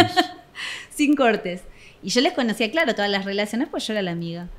Pero eso me dijo, yo obviamente, o sea, pasó, yo hice mi vida, él hizo la suya. Y después en un momento nos encontramos, ¿no? Y vos decís, bueno, qué sé yo, es el destino, es azar, fue una casualidad, que yo... Parece como todo mucha casualidad, pero bueno, se dieron así las cosas, ¿no? Y por eso me pareció lindo contar esa historia en un libro.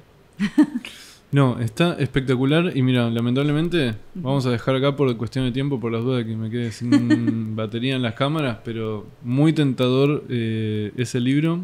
Y los esperamos cuando salga. Por supuesto, Mati. Un gusto. Un gustazo. Gracias por venir. ¿Se llaman lados el libro o todavía no se sabe? Todavía no sabemos bien, porque estamos en que los dos lados de la psicosis, todavía vamos a ver. Eso me parece que nos va a ayudar quien sea el editor a pensar cuál es el mejor, el mejor título, pero bien. Va a ir por ahí. Me gusta. Cualquiera de esos me parece atractivo. Así que muchísimas gracias, Cari, por venir. Saludos a Efra. Y para los que les interese, Los Dos Lados Psicosis, el Instagram, TikTok también. Y sí. Estabas en YouTube ahora también, ¿no? Tenemos YouTube, tenemos poco, pero ya este año arrancamos. ¿Se llama igual? Todo igual. Bien, para entonces no confundir. Ya saben dónde buscar. Bueno, gracias. Nos vemos la próxima. Nos vemos.